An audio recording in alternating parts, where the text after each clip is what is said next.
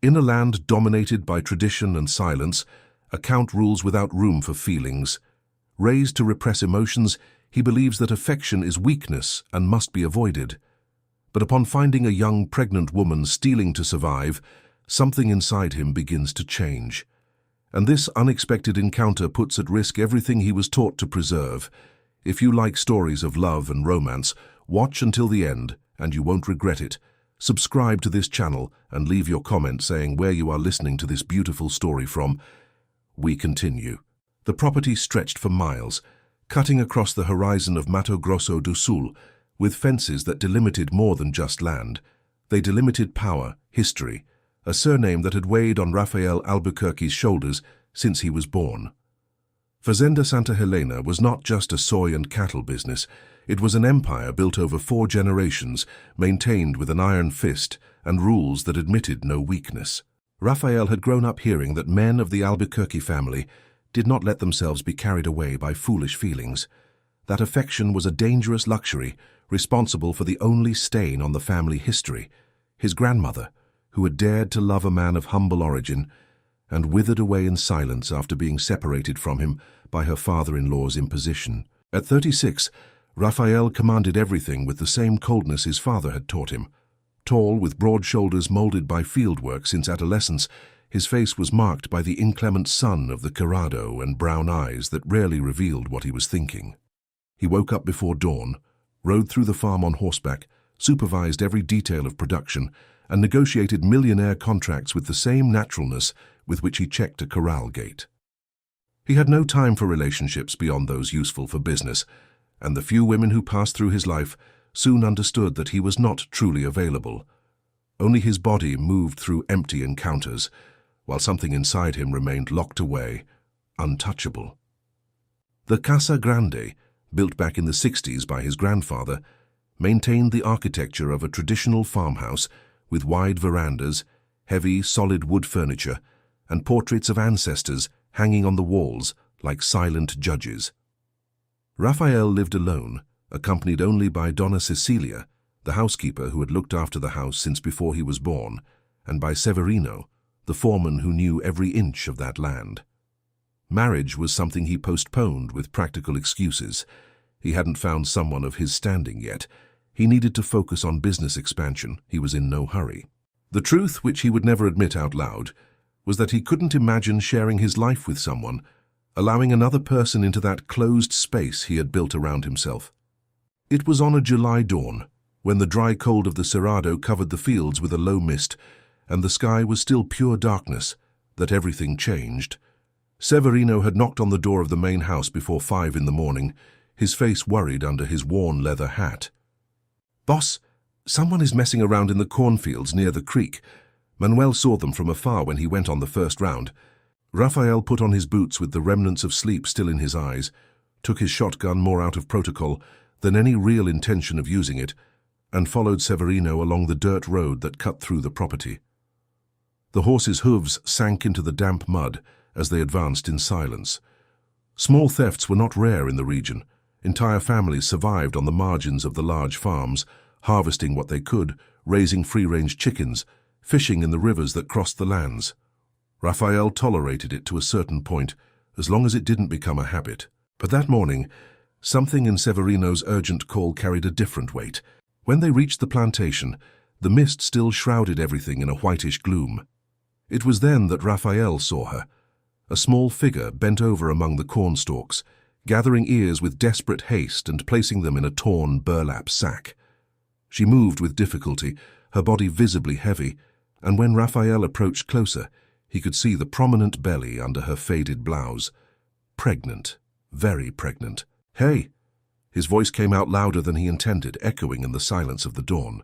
The girl froze. For a moment it seemed she would flee. Her muscles tensed, her body prepared to run. But then, as if exhaustion were greater than fear, she simply stayed where she was, slowly lifting her face. Rafael dismounted from his horse, feeling the cold earth under his boots, and walked toward her with the shotgun still in hand, more as a symbol of authority than a real threat. Her face took him by surprise. She was young, she couldn't be more than 24 or 25 years old, with delicate features that contrasted with the dirt marking her skin, her calloused hands, and her tangled brown hair tied in a messy ponytail. But it wasn't her appearance that made him hesitate. It was her eyes, dark, deep, loaded with an exhaustion that went beyond the physical. There was no plea in that gaze, nor submission, only a kind of wounded resignation, as if she already knew that nothing she said would make a difference. "What are you doing here?" Raphael asked, his voice lower now, trying to understand why that scene disturbed him so much. She didn't answer immediately. She held the bag of corneas against her chest, her large belly pressed against the torn fabric, and remained in silence. Severino approached, his face stern. "Do you want me to call the police, boss?" "No." The answer came too quickly, almost instinctive, and Raphael felt the foreman's surprised look upon him. "Not yet. Let me talk to her first." The girl finally spoke, and her voice was raspy, tired, but firm. "I know it's wrong. I know this land isn't mine, but my child—" She placed her hand over her belly, protective. "I have nothing left. Nothing. I was kicked out of my house. I lost my job. No one wants to help me. I just need food. Just that. Then I'll leave, I swear." "Kicked out? Why?" A bitter smile crossed her face, devoid of any humor. "For being pregnant and having no husband. For trusting the wrong man, for believing in promises." She let out a short, pained laugh. "My father threw me out of the house with only the clothes on my back. He said I dishonored the family. And the father of this child—" She touched her belly again. "He disappeared when I told him. He's married, rich, important. He can't acknowledge a child with a domestic maid." Raphael felt something strange moving inside his chest, a mixture of anger and discomfort that he didn't know how to name. That story, that raw pain, echoed something he preferred to keep buried. The memory of his grandmother, withering away silently, loving a man she couldn't have. The memory of his mother, trapped in an arranged marriage, becoming merely a shadow. "What is your name?" The question came out without him planning it. "Helena." The answer came low, almost a whisper. "Helena Suarez." Helena, the same name as the farm. Raphael didn't know if it was irony of fate or just a coincidence, but something about it bothered him even more. "How many months?" 8. She squeezed the sack of corneas tighter. "Not long now, that's why I need to eat. I need to stay strong. When the baby is born, I'll work at anything, I'll leave here, but now—" Her voice wavered. "Now I just need to survive." Severino cleared his throat, impatient. "And what are you going to do, boss? We can't let this become a habit. If she tells others—" Raphael raised his hand, silencing the foreman. He looked at Helena again. The large belly, the trembling hands holding the stolen corn, the wounded pride fighting against necessity. He should send her away. He should call the police, make an example of her, maintain order. That is what his father would have done. That is what every man of the Albuquerque family would do. But something inside him, something that came from a very old and very painful place, could not do it. "What do you know how to do besides being a domestic maid?" Helena stared at him, confused by the question. "I know how to cook, clean, look after a vegetable garden. My mother taught me how to sew, too, before she died." "And do you trust that you can work pregnant as you are?" She lifted her chin, and for the first time Raphael saw a flash of genuine strength in those tired eyes. "I will do whatever is necessary. I always have." He remained silent for a long moment, feeling the weight of what he was about to do. Severino watched him with incredulity, and Raphael knew that this decision would cause problems. But for the first time in years, he couldn't care only about what was practical, right, or expected. "There is an empty caretaker's house near the old orchard. It needs some repairs, but it has a roof and a bed. You will stay there. You will help Donna Cecilia in the main house, take care of the garden, do what you can without straining yourself. In exchange, you have food, a roof, and safety until the baby is born. After that, we'll see what we do." The silence that followed was so dense that Raphael could hear his own heart beating. Helena stared at him as if she hadn't understood correctly, as if she expected him to take it back at any moment. "Why?" The question came in a whisper. "Why are you doing this?" Raphael had no answer. Or rather, he did, but it wasn't something he could put into words, so he just replied, "Because I can, and because—" He hesitated, avoiding her gaze. "Because no one should go through this alone." Severino shook his head, visibly displeased, but said nothing. Raphael took the horse's reins and gestured for Helena to follow him. She picked up the bag of corn, still not fully believing it, and began to walk behind him, each step costing an effort, her hand always protecting her belly. The sun was beginning to rise when they reached the caretaker's house. It was small, with exposed brick walls, a clay tile roof, and a narrow veranda. Inside, the furniture was simple: a single bed, a table with 2 chairs, an old wood-burning stove. It was dusty, with spiderwebs in the corners, but it was infinitely better than the abandoned shack where Helena had been sleeping for the past few weeks. "Donna Cecilia will bring bedding and food. You rest today. Tomorrow we'll talk about work." Helena put the bag on the floor and turned to him, her eyes welling with tears. I don't know how to thank you." "You don't need to." Raphael was already leaving, uncomfortable with her gratitude. "Just don't make me regret it." He left there without looking back, mounted his horse, and returned to the main house with Severino by his side, both in silence. When they arrived, the foreman finally spoke. "You know this is going to cause trouble, right, boss? People will talk. They'll think that—" "So they'll think what?" Raphael cut him off, his voice harder than he intended. "That I'm helping a pregnant woman who has nowhere to go. What's the problem with that?" "How you know this region? You know how things work. A pretty girl alone, living on the property of a single man. They'll make up stories." Raphael dismounted, handing the reins to one of the ranch hands. "Then let them talk. I don't owe anyone an explanation for what I do on my land." But even saying that, even trying to sound convinced, Raphael knew Severino was right. That decision, taken on an impulse he himself didn't fully understand, was the beginning of something. He just didn't know yet if it would be something that would save him or destroy him. That night, for the first time in years, Raphael couldn't sleep. He stood on the veranda of the main house, looking out into the darkness of the fields, thinking about the girl with tired eyes who was now sleeping in the caretaker's house. Thinking about why his chest had tightened when he saw her bent over in the fields. Thinking about why, for the first time since he could remember, he felt the urge to protect someone without expecting anything in return. And that thought, more than any other, terrified him. The first days were marked by a careful distance, almost choreographed. Helena woke up early, even before the sun rose, and went to the main house where Donna Cecilia waited for her with lists of simple tasks: folding clothes, organizing the pantry, watering the plants on the veranda. The housekeeper, a woman of nearly 70 with white hair tied in a tight bun, treated her with a practical kindness, asking no questions, showing no curiosity about how a pregnant girl had appeared on the farm overnight. It was as if Donna Cecilia had seen too much in life to be surprised by anything. Raphael avoided crossing paths with Helena. He left the house before she arrived, ate lunch in the farm office or the sheds, and returned only when the sun was already setting and she had already gone back to the caretaker's house. When they inevitably met, a bump in the hallway, a crossing of gazes in the kitchen, he just nodded his head and went on his way, keeping his expression neutral, impenetrable. But he watched. Without her realizing it, he noticed every detail. The way Helena touched her belly unconsciously while washing dishes, whispering softly to the baby.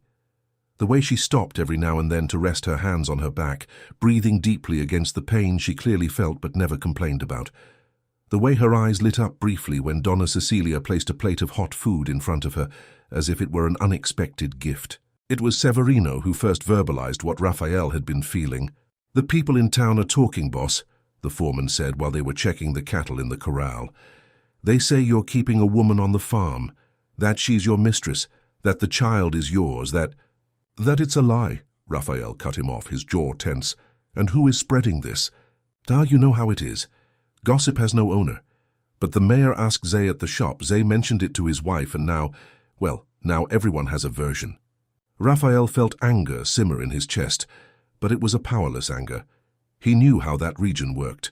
A small town 30 kilometers away, where everyone had known each other for generations, where people's lives were so empty they needed to feed on the stories of others. He had always been immune to gossip, always maintained a distance that protected him from the venom of sharp tongues. But now, for the first time, he felt the weight of those invisible gazes, of those judgments. "Let them talk," he said finally, returning to work. "It changes nothing." But it did change things, and he knew it. It was 2 weeks later that Helena asked to speak with him. Donna Cecilia led her to the office in the main house, a large room with shelves full of books on agriculture, livestock, and rural management, a heavy wooden desk, and windows overlooking the orchard. Raphael was reviewing contracts when they entered. He looked up and for the first time really looked at Helena. She had gained a little weight. Her face was no longer so marked by hunger. Her skin had more color. She wore one of the outfits Donna Cecilia had set aside, a simple skirt and a loose cotton blouse. "Do you have a minute?" Helena asked, her hands clasped in front of her body, nervous. "Sure, sit down." Raphael pointed to the chair on the other side of the desk. Donna Cecilia withdrew, closing the door behind her. Helena sat down with difficulty, adjusting her belly, and remained silent for a moment as if gathering courage. I wanted to talk about the orchard." Raphael frowned, surprised. "The orchard?" "The old orchard near my house. It is abandoned. The trees need pruning, the weeds are taking over, but you can see that it was once beautiful, that someone cared for it with love." She looked at her, her eyes shining with a timid enthusiasm. If you let me, I could take care of it. I know a bit about plants. I learned from my mother. She had a little garden at our house before everything." Raphael leaned back in his chair, studying her. That orchard had been planted by his grandmother, in the years when she still had the strength to get out of bed, to try to find beauty in a life that suffocated her. After she died, no one else had any interest in maintaining it. It was taken over by weeds, forgotten, until it became just an unproductive area of the farm. "Why do you want to do this?" Helena lowered her eyes to her own hands. Because I need to feel useful. I need to create something, you know? Not just work, but build. And because those trees—" She hesitated. "They are still alive. They just need someone who believes in them again." There was something in those words that touched an old chord inside Raphael. He didn't know if she was talking about the trees or herself, but the raw pain of that statement pierced through him. "Do what you want there. Just don't strain yourself too much. I don't want you getting sick." The smile that lit up Helena's face was genuine, transformative. Raphael felt something strange in his chest, a kind of uncomfortable warmth that made him look away. "Thank you. Seriously, thank you." She stood up with difficulty and left, leaving Raphael alone in the office, looking out the window at the distant orchard. Without realizing it, he began to visit it. In the late afternoons, when the golden light of the sunset painted the Cerrado in amber tones, Raphael would mount his horse and ride there, as if merely inspecting the property. But the truth was that he went to see Helena. She worked slowly, respecting the limits of her body, but with a determination Raphael had never seen. She pruned dry branches, pulled up the weeds that suffocated the roots, watered the trees with water she fetched from the nearby creek.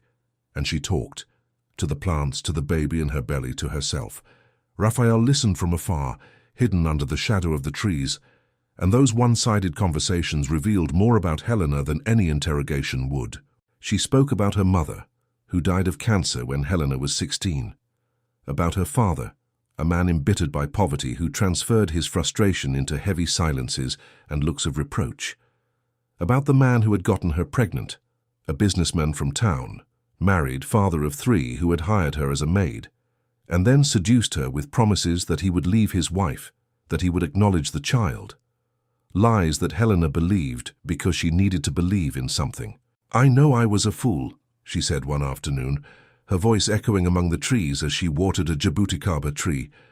"I know I should have realized. But you know what's worse? It wasn't even love I wanted. It was just to be seen, to be important to someone. And he made me feel that way, you know, as if I mattered." A pause. "Until he found out I was pregnant. Then I became a problem, a secret that had to disappear." Raphael felt the anger returning, but it was a different anger now. Not against her, but against the cowardly man who had used and discarded her. Against an entire system that allowed men like that to act without consequences, while women like Helena carried the weight of shared mistakes alone. One night, when the full moon illuminated the field with a silvery clarity, Raphael found Helena sitting on the veranda of the caretaker's house, hands over her belly, her face wet with silent tears.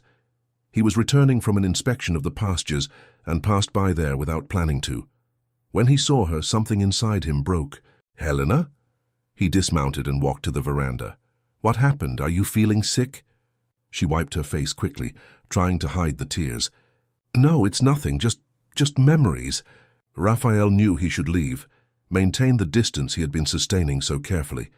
But instead he sat on the veranda steps, a few feet from her, looking out at the dark vastness of the fields. "Do you want to talk about it?" Helena gave a bitter laugh. "You don't want to hear my problems." "Maybe I do." The silence that followed was long, filled only by the chirping of crickets and the rustle of the wind in the trees. Finally Helena spoke, her voice low. "Today the baby kicked hard several times, and I thought about how it would be if there were someone here to feel it too, someone who would be happy about it. But there isn't. Only me. And sometimes," her voice failed, "sometimes I'm so afraid of not being enough, of not being able to give this child what it deserves." Raphael remained silent, but something in those words hit him with unexpected force. He thought of his own childhood, surrounded by wealth but empty of affection. He thought of his father, who had never shown pride or affection, only demands. He thought of everything that money couldn't buy. "You are already more than many parents I know," he said finally, his voice raspy. "Because you care, because you are fighting. That is worth more than anything." Helena looked at him, surprised by the vulnerability of those words coming from a man who had always seemed made of stone. Do you have children?" "No." Raphael ran a hand through his hair, a rare gesture of nervousness. "And I probably never will. I wasn't made for that. For family. For affection. I was raised to manage land, cattle, business. Feelings were seen as flaws." "That is sad." "It's the truth." Helena shifted her body, settling better in her chair, and looked at him with an intensity that made him uncomfortable. "You don't seem made of stone to me. Not completely. You barely know me." "I know enough." She placed her hand over her belly again. "I know enough to know that you didn't have to help me, that you could have handed me over to the police, kicked me out, made an example of me. But you didn't. And I also know that you pass by the orchard almost every day, even pretending that you don't." Raphael felt his face heat up, caught red-handed. "I'm just inspecting the property." "Of course." Helena smiled, and it was a genuine smile without malice. "And I'm just taking care of the trees." That moment, under the full moon with the whole world asleep around them, was when Raphael knew he was lost. That this woman, with her wounded strength and her silent determination, had pierced through all the defenses he had spent his life building. And the most terrifying thing was that he no longer wanted to defend himself. But wanting and being able were different things, and Raphael knew that the world around them would not allow whatever was being born between them to flourish without consequences. The weeks that followed brought a subtle but undeniable change to the atmosphere of the farm. Raphael no longer pretended he wasn't seeking Helena's company. The visits to the orchard became daily, almost ritualistic. He would arrive in the late afternoon, sometimes bringing tools she needed, sometimes just sitting under the shade of the jabuticaba trees and watching her work. The conversations, once rare and uncomfortable, began to flow more naturally. Helena spoke about dreams she had for the baby. She wanted it to study, to have opportunities she never had, to see the sea. Raphael, gradually, began to share fragments of his own story. He told her about his grandmother, about how she had withered away in silence, loving a man the family would never accept. He told her about his father, who had died of a heart attack at 62, leaving as a legacy only numbers on spreadsheets and a respected but feared name. "He never hugged me," Raphael said one afternoon, his voice distant as he watched the sunset tinge the sky orange and pink. "Not once. When I was a child, I tried a few times. I would run to him when he returned from the fields, try to take his hand. But he always pulled away. He said men didn't do those things, that I needed to be strong." Helena, sitting under a tree with her hands on her belly, looked at him with profound sadness. "And do you believe that? That affection is weakness?" Raphael remained silent for a long moment. "I believed it for a long time, but now—" He looked at her, and there was something raw in that gaze. "Now I don't know what I believe anymore." It was that same week that the real trouble began. Rafael received a visit from Reynaldo Tavares, the mayor of the neighboring town, a fat and sweaty man who thought himself important for running a mediocre administration. He arrived at the main house unannounced, with a fake smile and shrewd eyes. "Rafael, my friend, I was passing by and thought I'd pay a visit."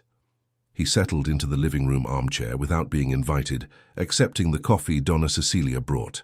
"How is business?" Rafael knew that type of conversation. He knew Reynaldo hadn't come by chance. "It's going well. What do you want, Reynaldo?" The mayor gave a forced laugh. Straight to the point, as always. "All right, I'll be frank. There are a lot of people commenting on the situation here on the farm. A young woman living alone, pregnant, you single. You know how people are." "And?" "And that could be a problem.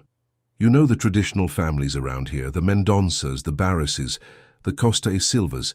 They don't like irregularities.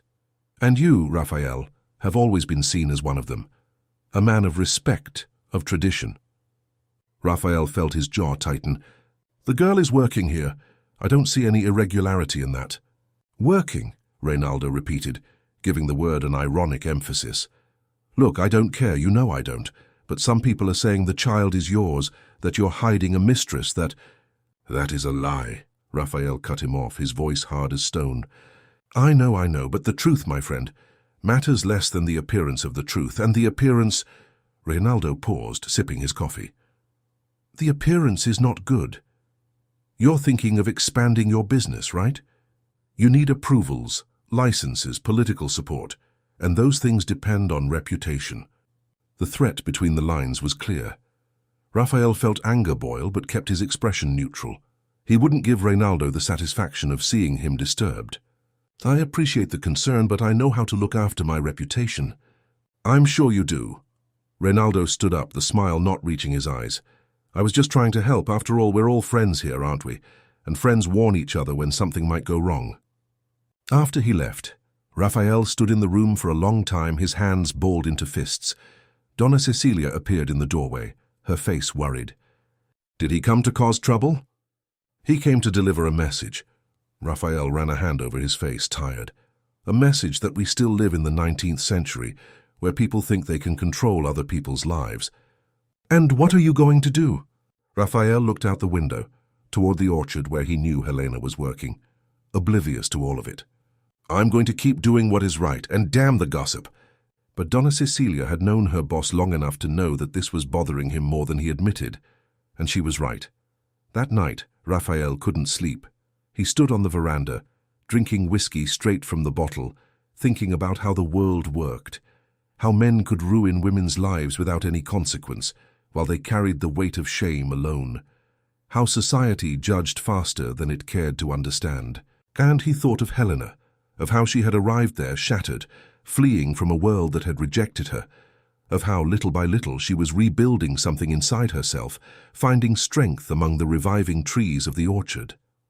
And he thought of how cowardly it would be on his part to give up on her because of gossip, because of veiled threats from a corrupt mayor. It was the next morning that everything changed irreversibly. Rafael was in the corral when he heard the scream, a sharp scream of pain coming from the direction of the orchard. His heart raced. He dropped everything and ran, jumping over the fence, crossing the field with a speed he didn't know he still possessed. When he arrived, he found Helena fallen on the ground among the trees, clutching her belly with both hands, her face contorted in agony. "Helena," he knelt beside her, panic taking over. "What happened? Did you fall?" "I don't know. I was watering and suddenly, the pain." She squeezed her belly, moaning, "It's too early. The baby can't be born now. It's too early." Rafael took her in his arms with a delicacy that contrasted with the despair he felt.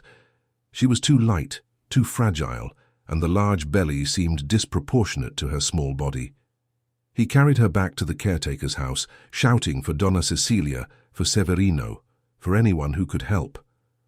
The housekeeper arrived running, assessed the situation with experienced eyes, and took control. "Put her on the bed.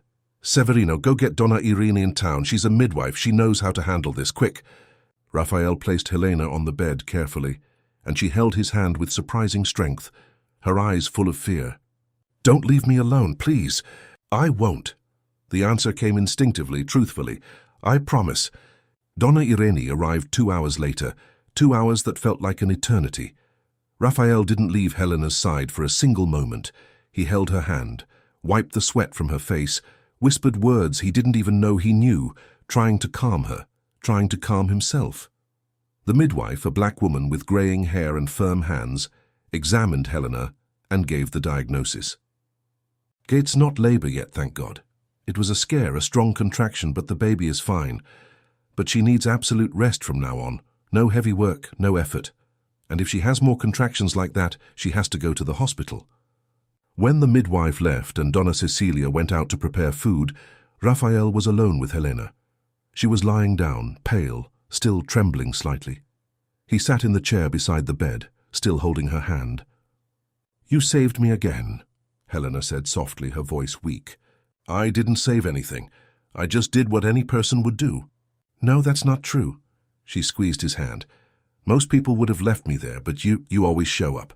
You're always there when I need you." Raphael looked at that small hand holding his, a hand calloused by work, but which transmitted a warmth he hadn't felt in a long time. And it was in that moment, in that simple room smelling of lavender, that Raphael understood something he had been denying for weeks. He was in love with Helena. It wasn't physical attraction, it wasn't pity, it wasn't just admiration. It was love. A love that had grown slowly, nurtured by conversations under reviving trees, by shared silences, by a connection that neither had planned but that was more real than anything he had ever felt. And that terrified him, because loving Helena meant defying everything, society, conventions, perhaps even his own business. It meant choosing the heart over reason, feeling over convenience. It meant becoming exactly the kind of man his father had always warned him not to be. But looking at her, seeing the vulnerability and strength coexisting in those dark eyes, Raphael knew there was no choice. Not anymore. "Helena, he began, but didn't know how to continue, how to put into words something he had never learned to express. She placed her free hand on his face, a gesture so simple and so intimate that Raphael felt something inside his chest break. "I know," she whispered. "Me too." And there, in that moment suspended between fear and hope, their lips met.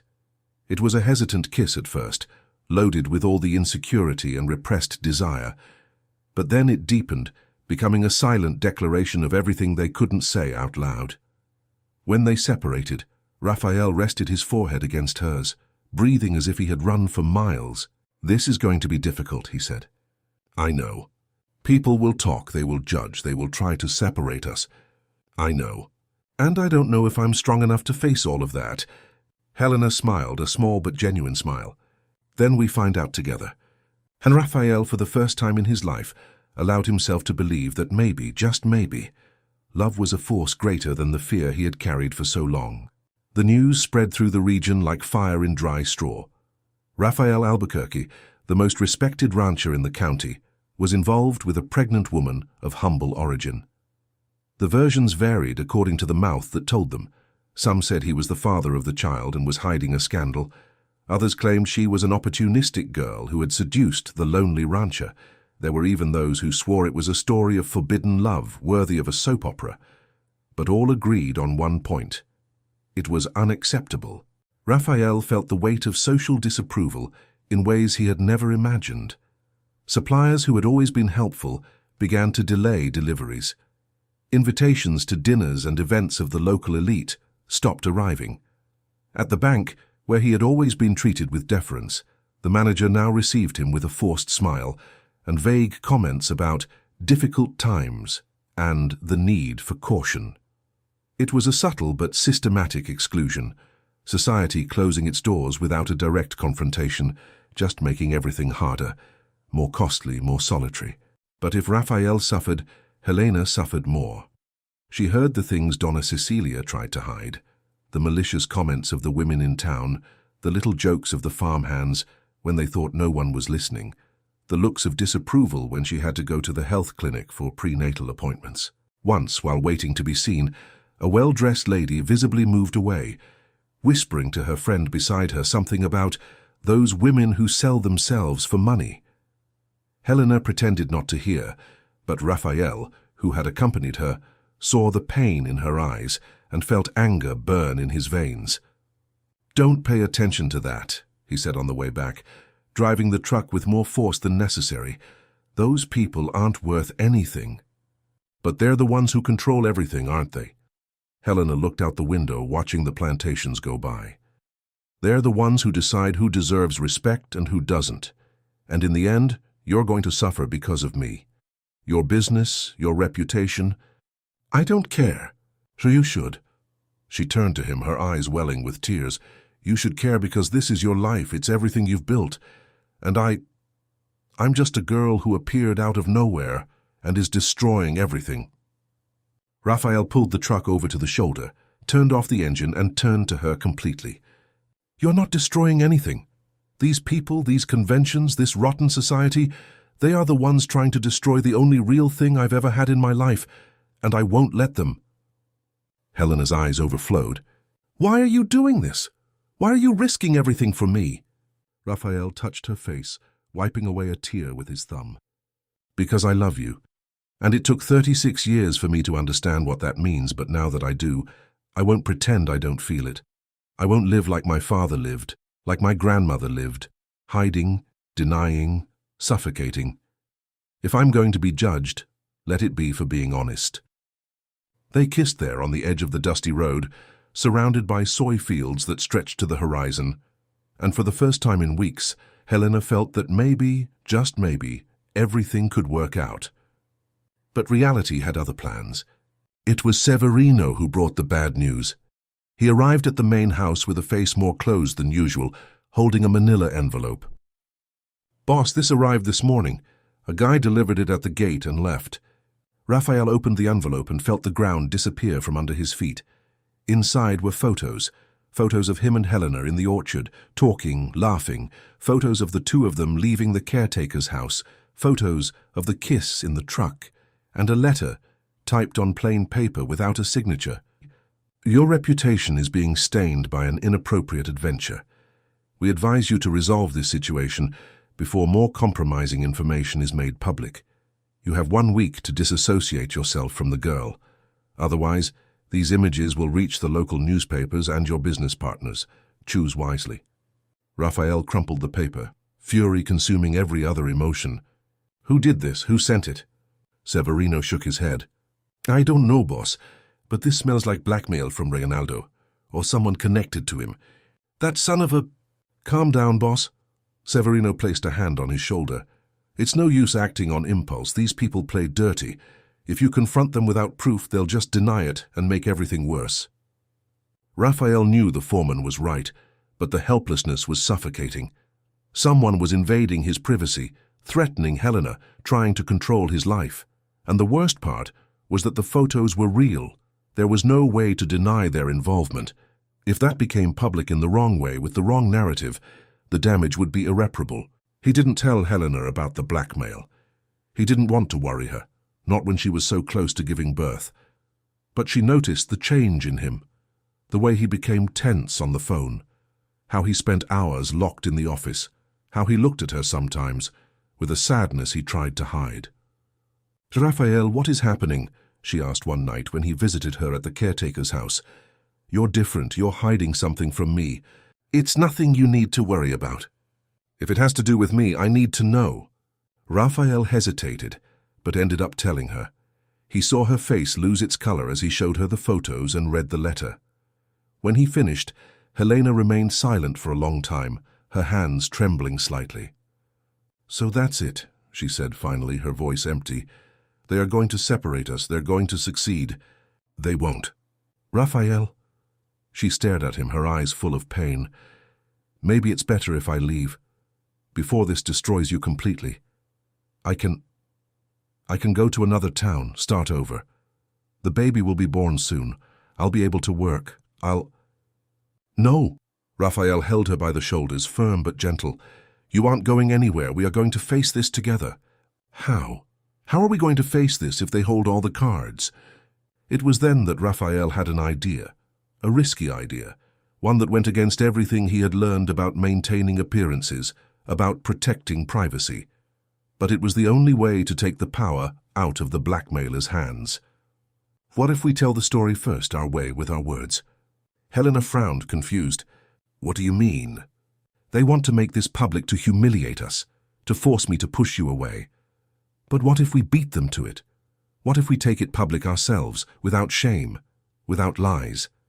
The truth, that I love you, that I'm going to raise this baby as if it were mine, that I don't care what others think. Helena looked at him as if he had gone mad. Are you serious? Raphael, it would be social suicide. You would lose everything. Maybe. Or maybe people aren't as bad as I think. Maybe there are those who will understand, who will respect honesty. He held her face. And even if there aren't, even if I lose everything, business, friends, status, it would still be worth it. Because I would have you. And that is more than everything I've had until now. Helena began to cry, but they were different tears, not of despair, but of an emotion so intense it couldn't fit inside her. You are crazy. Maybe, but it's the most sensible madness I've ever had. They spent the night talking, planning. Raphael would call some journalists he knew, give honest interviews, tell the full story, not as a scandal, but as a human account of a second chance, of improbable love, of breaking prejudices. Yes, there would be judgment. Yes, there would be consequences, but at least they would be in control of the narrative. But before they could put the plan into practice, fate decided to intervene in another way. It was 3 days later that Helena woke up in the middle of the night with an intense pain ripping through her body. This time it wasn't a scare, it wasn't a false alarm. The baby was coming, and it was coming fast. Raphael woke up to her screams. He ran to the caretaker's house and found her doubled over in pain, her water already broken, panic written all over her face. It's now, the baby is coming now. Raphael tried to call the midwife, but the line was down. The storm that had begun to break had knocked down the poles. He tried the truck, but the engine failed, flooded by the torrential rain. He tried his cell phone, but there was no signal.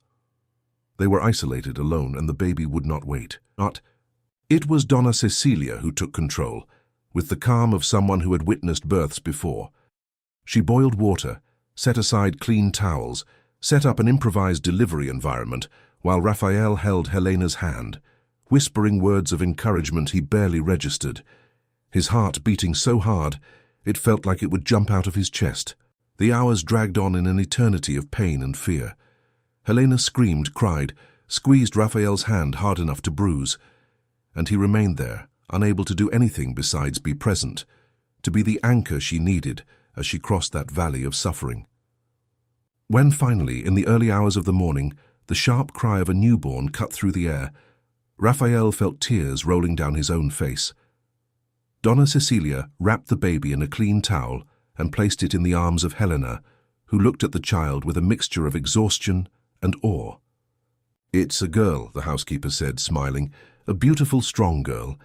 Helena held her daughter against her chest, sobbing, and looked at Raphael with eyes that shone with gratitude, love, and something that looked like redemption. Do you want to hold her? Raphael hesitated. He had never held a baby in his life. He didn't know how, he didn't know if he would be capable. But when Donna Cecilia placed that tiny child in his arms, when he looked at that squashed little face and those closed eyes, something inside him transformed irreversibly.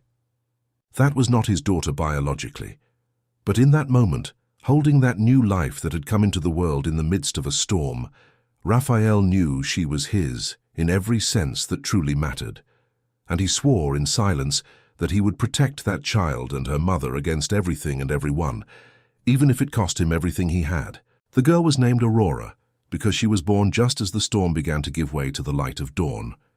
In the first days after the birth, the caretaker's house transformed into a small universe of its own, where only Helena, Raphael, and the newborn existed.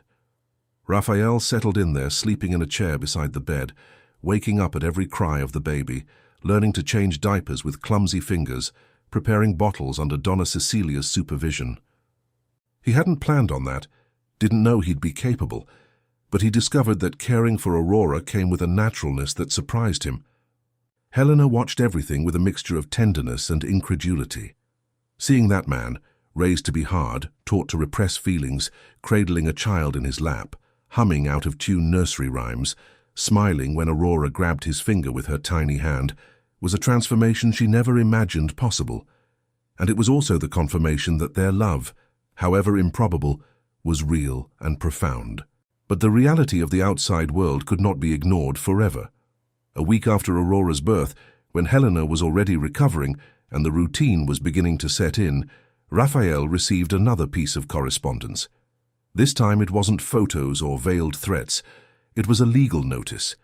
The man who had gotten Helena pregnant, Mauricio Andrade, a respected businessman in the region, married, a family man, was suing her for defamation. He claimed she was spreading lies about him, staining his reputation, and demanded a public retraction and compensation. Raphael read the document with a cold and calculated fury. This was a move to silence Helena before she could tell her version of the story. If she accepted the retraction, she would be admitting publicly that she had lied, destroying any credibility she still had. If she refused and lost the lawsuit, she would be in debt and her reputation even more destroyed. It was a social checkmate. "He's doing this because he's afraid," Raphael said to Helena, who held Aurora in her lap with trembling hands. "Afraid that you'll expose the truth, but he underestimated one thing." "What?" "That you are no longer alone." Raphael hired the best lawyer he knew, Dr. Armando Leite, a man of 60, with grey hair and an impeccable reputation, known for defending difficult cases. When Raphael explained the situation, the lawyer listened in silence, taking notes, and at the end asked a direct question. "Are you sure you want to get involved in this? Because if you enter this fight publicly, defending this girl against a man like Mauricio Andrade, you will become a target too. They'll say you're being manipulated, that you're protecting an adventure, that you've lost your mind, your reputation will suffer." "My reputation is already suffering," Raphael replied. "And sincerely, Doctor, I'm tired of caring about what people think of me. I want to do what is right." Dr. Armando smiled, a small but genuine smile. "Then let's make some noise." The strategy was bold.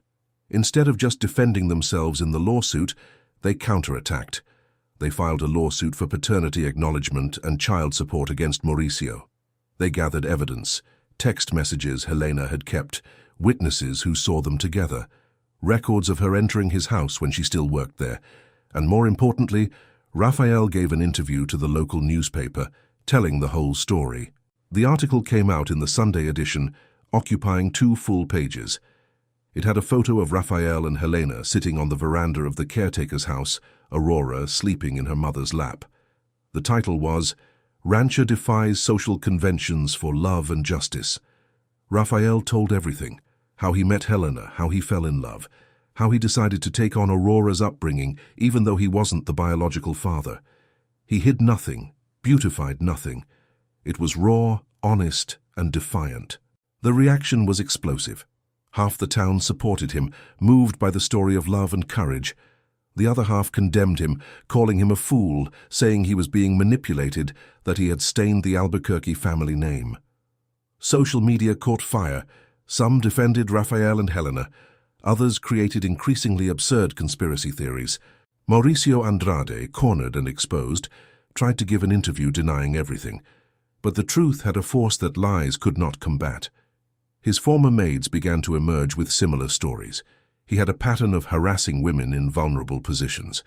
His wife, an elegant woman who had always maintained appearances, publicly filed for divorce, releasing a note saying she would not tolerate her husband's unworthy behavior. It was a scandal that swept the entire region. And in the midst of the chaos, Raphael and Helena remained firm, united, facing every wave of judgment with the certainty that they were on the right side of history. But the biggest battle was yet to come. Reynaldo Tavares, the mayor, seeing his alliance with Mauricio Andrade crumble, decided to retaliate in another way. He began creating bureaucratic obstacles for the farm. Environmental licenses were questioned, surprise inspections became frequent, contracts with the city were cancelled without clear justification. It was a veiled but systematic persecution, and Raphael knew that if he didn't react, he could lose the farm. It was Helena who had the idea. She was in the orchard with Aurora strapped to her chest in a sling, watering the trees that were now blooming vibrantly, when Raphael arrived visibly disturbed, telling her about yet another inspection that could cost thousands in fines for invented infractions. "What if we make this public too?" Helena suggested, adjusting the baby in the sling. "Not just our love story, but his corruption, the way he's using public office to persecute those who don't submit. We don't have concrete proof, but we have a pattern, and we have people who suffered the same." Severino mentioned that the owner of the neighboring farm went through something similar when he refused to support Reynaldo in the last election. Raphael looked at her. That woman who had arrived in his life bent over in the fields, stealing corn to survive, and who was now there, strong, resilient, proposing confrontation strategies that he, with all his education and experience, had not considered. "You are incredible, you know that?" Helena smiled, a tired but genuine smile. "I learned from someone who taught me that it's worth fighting." They began gathering evidence, talking to other rural landowners, documenting every bureaucratic obstacle. And then, at a public meeting of the city council, Raphael stood up and gave a speech that would echo for months in that region. He denounced the corruption, the persecution, the use of the public machine for personal gain. And he was not alone. Other ranchers and merchants stood up too, corroborating the allegations, turning it into a movement larger than he had imagined. Reynaldo Tavares, caught by surprise, tried to defend himself, but the pressure was too great. An investigation by the public prosecutor's office was opened. He resigned 2 weeks later, citing personal reasons, but everyone knew the truth. It was a victory, but it came at a price. Raphael lost contracts, lost friends who couldn't accept his choices, lost the comfortable place he had always occupied in the local elite. But when he returned home and saw Helena singing to Aurora, when he sat in the now flourishing orchard and felt the peace that place brought, he knew he had gained something infinitely more valuable. One night, 2 months after Aurora's birth, Raphael and Helena were sitting on the veranda of the caretaker's house, watching the stars. The baby was sleeping peacefully inside, lulled by the sound of crickets and the wind in the trees. Helena was leaning against Raphael, her head on his shoulder, their fingers interlaced. "Do you regret it?" she asked softly. "Everything you lost because of me?" Raphael pulled her closer, kissing her forehead. "I didn't lose anything worth keeping, and I gained everything that really matters." He paused. "But there is one thing I need to ask you, something I've been thinking about for weeks." Helena lifted her head, looking at him with curiosity. "What?" Raphael stood up, extending his hand to her. When Helena stood up confused, he knelt down. From his pocket he took a simple, dark velvet box. Inside, a gold ring with an emerald, the same green stone as Helena's eyes when the light hit them a certain way. "I know this might seem crazy. I know we haven't been together that long. I know the whole world already thinks I'm mad. But Helena—" His voice failed, emotional. "You taught me how to feel again. You taught me that courage is not the absence of fear, but the choice to do what is right even when afraid.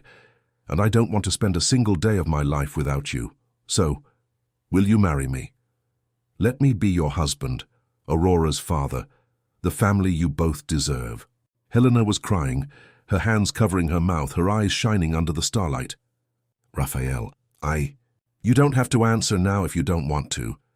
I just needed you to know that—" "Yes," she interrupted him, sobbing and laughing at the same time. "Yes, yes, 1,000 times yes." Raphael placed the ring on her finger with trembling hands and stood up, pulling her into a tight hug. And there, under the infinite sky of the Cerrado, with the orchard blooming around them and Aurora sleeping peacefully inside, they sealed a promise that defied all conventions, all prejudices, all expectations. A promise that love, when true and courageous, always finds a way. The wedding took place 6 months later, in a simple but deeply meaningful ceremony. It wasn't in the town's main church, where generations of Albuquerques had married. The priest had refused, claiming the situation was too delicate. It was in the orchard itself, under the trees Helena had brought back to life, with Aurora in Donna Cecilia's arms, watching with curious little eyes as her parents swore eternal love to each other. There were few people present: Severino and his family, some farmhands who remained loyal, Dr. Armando and his wife, Donna Irene the midwife, and surprisingly, some neighbors who, over the months, had changed their minds about that story. The justice of the peace who performed the ceremony was a young man, newly arrived in the region, who did not carry the deep-seated prejudices of the old guard. He read the vows with a clear and emotional voice, as if he understood he was witnessing something rare, a love that had defied and conquered. Helena wore a simple white lace dress, sewn by herself on the nights Aurora slept.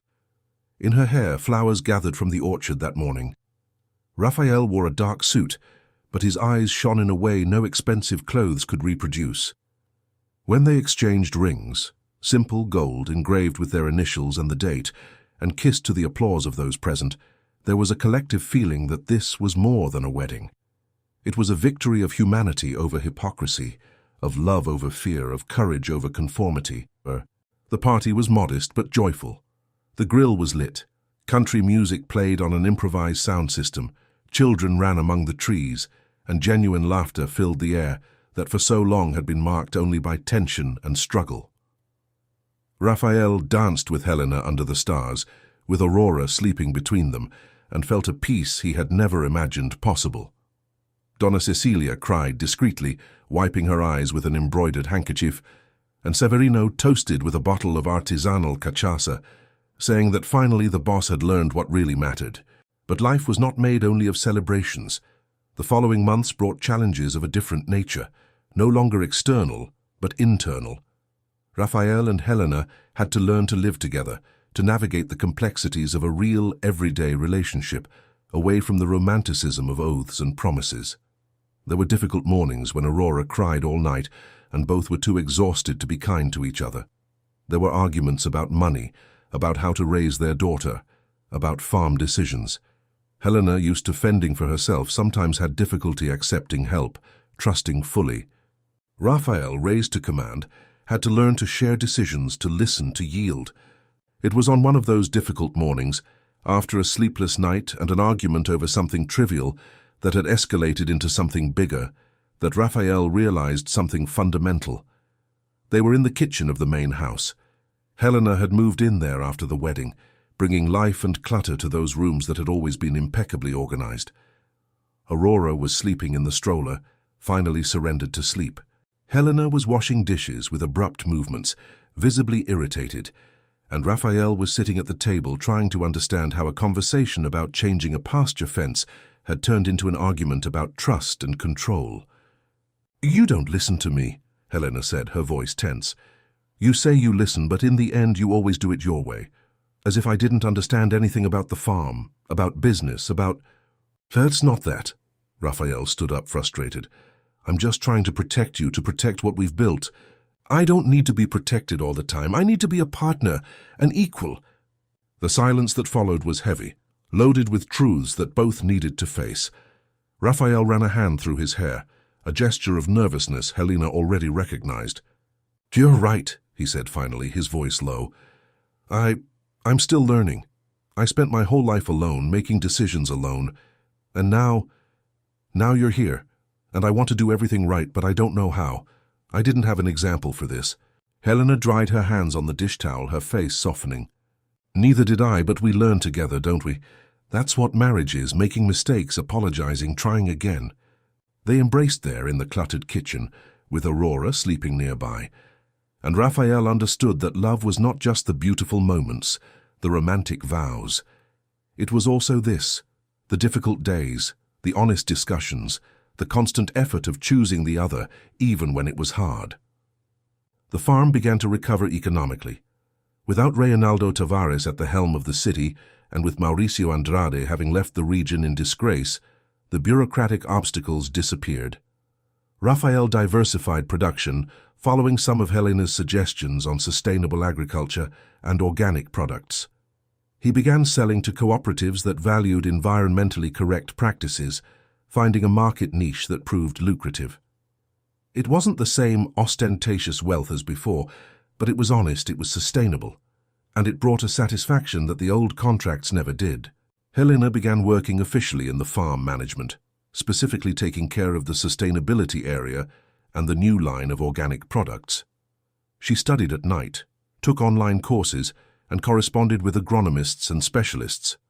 The woman who had arrived there stealing corn to survive was now signing contracts, negotiating with distributors, and giving lectures at regional events on the recovery of degraded areas.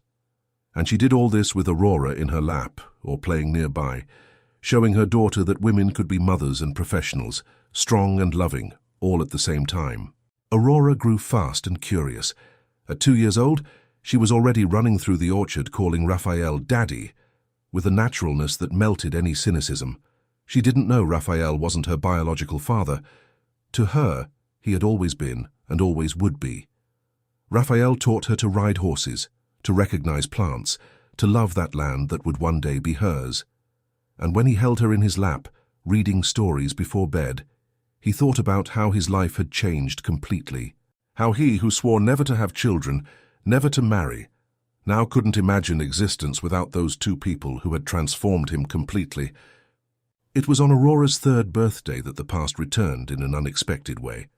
Mauricio Andrade appeared at the farm without warning, driving a rental car, his face marked by wrinkles that weren't there years ago. Severino stopped him at the gate, but Raphael, upon being informed, decided to receive him. He asked Helena to stay in the house with Aurora. He didn't want unnecessary exposure, and went to the office where Mauricio was waiting for him. The man who had once been powerful and arrogant now seemed diminished. The divorce had left him without half his assets, the scandals had ruined his reputation, and he had lost control of his companies. He was living in another city, trying to start over. "I didn't come to cause trouble," Mauricio said, his hands trembling slightly. I came because I need something, a favor." Raphael crossed his arms, keeping his expression neutral. "What favor?" "I want to see my daughter, just once, just to know she's okay." The anger Raphael felt was immediate and visceral. That man who had abandoned Helena, who had tried to destroy her legally, who had never shown the slightest interest in Aurora, now wanted fatherly rights. "She is not your daughter," Raphael said, his voice hard. "You lost any right when you vanished, when you chose your reputation over taking responsibility. I know I was a coward. I know I don't deserve anything from her, but—" Mauricio looked out the window at the blooming orchard. "But she is my only real daughter. The other 3, they were raised by their mother, by nannies. They were never really mine, and Aurora, I could have, if I wasn't such an idiot, so afraid." "But you were," Raphael cut him off. "And she has a father now. A father who was there when she was born, who changed diapers, who wakes up in the middle of the night when she cries, who will be there forever. You are just the man who got her mother pregnant, nothing more." Mauricio lowered his head, defeated. "I know, just tell her when she grows up that I asked about her, that I wanted to know if she was okay. I won't tell her anything, because it would be cruel to give her a father who doesn't exist. She has the father she needs. You are the past, and the past stays where it is." Raphael walked Mauricio to the car, watched him leave, raising dust on the road, and felt not anger but a sadness for the waste that life represented. A man who could have had everything, love, family, meaning, but chose empty appearances. When he returned home, he found Helena and Aurora in the orchard, picking jabuticabas. Aurora ran to him with her hands purple from the fruit, laughing, and Raphael picked her up, spinning with her, until they both fell onto the grass, laughing together. Helena approached, sitting beside them, and looked at Raphael with curiosity. What did he want? To see Aurora. He said he regretted it. Helena was silent for a moment, processing. And what did you say? That it was too late. That she already has a father. Helena held his hand, squeezing it hard. Thank you. For choosing to be her father when no one forced you to. For choosing us every day. Raphael kissed her forehead, then kissed Aurora, who was trying to climb his chest to reach more jabuticabas on the tree. It wasn't a choice. It was inevitable. You two became my whole life. The following years were of constant building. The farm prospered in ways Raphael had never imagined, not just financially, but in meaning. It became a reference in sustainable agriculture, receiving visits from students and researchers, inspiring other producers. Helena published articles on the recovery of degraded areas and became a consultant, but never stopped looking after the orchard that symbolized her own rebirth. Aurora grew up strong and inquisitive. inheriting her mother's determination and her father's sense of justice. On summer nights, the family gathered on the veranda of the main house, now painted in warmer colors, with toys scattered on the floor, with photographs on the walls showing genuine smiles instead of stern portraits of ancestors. And Raphael, looking at that scene, thought of how he would have lost all of this if he had chosen the easy path, the expected, the safe. It was on one of those nights, 10 years after that first meeting in the fields, that Helena asked, "Do you remember the day we met?" Raphael smiled, pulling her closer. "How could I forget? You were stealing my corn." "I was surviving," she corrected, laughing, "and you were about to arrest me. But I didn't. I don't know why to this day." "I know." Helena looked at him, her eyes still as intense as on that first day. "You saw something in me, something that perhaps you needed to see in yourself." "What?" "That it is possible to start over, that no matter how much they tell us who we should be, we can always choose to be who we really are." Raphael kissed her, a long kiss full of promise, and when they separated, Aurora made a face of childish disgust. "Oh, are you guys going to keep kissing again?" They laughed, and Raphael pulled his daughter into a group hug, the three of them there, united, complete. And Raphael knew, with a certainty that went beyond any doubt, that this was the greatest wealth he would ever possess. Not the land, not the money, not the family name, but that love built with courage, that family forged in conscious choices, that life lived with authenticity. The orchard continued to bloom around them, a silent witness to a transformation that had begun with despair and become hope. The trees Helena had saved now bore abundant fruit, feeding not only bodies, but also symbolizing possibilities of healing, of starting over, of love that defies all rules. And when night fell over the Cerrado, painting the sky deep indigo speckled with stars, Raphael held Helena's hand and knew he had found something he had searched for his whole life without knowing. A place where he could be completely human, completely vulnerable, completely alive. A place that was not just Fazenda Santa Helena, but the heart of that woman who had transformed his life simply by existing, by resisting, by believing that he could be more than they had taught him to be. And he was. Thanks to her, thanks to Aurora, thanks to the courage to choose love instead of fear, he was finally, fully, who he always should have been. A man capable of feeling, of loving, of choosing true happiness over empty appearances. A man who had learned that the greatest strength was not in repressing, but in allowing, in accepting, in transforming. And so under the stars of Mato Grosso do Sul, on that farm that had witnessed generations of rigidity and finally known freedom, Raphael and Helena wrote a different story. A story of love that did not erase scars, but transformed them into marks of survival. A story that proved it is never too late to start over, to choose differently, to be true. And Aurora, growing up in that love, would learn from an early age the most important lesson, that the courage to be who you are, to love without fear, to defy what is expected in the name of what is true, that is the most valuable heritage one can leave. More valuable than lands, than money, than any empty tradition. And that heritage of authenticity, of courageous love, of possible transformation, that indeed would pass from generation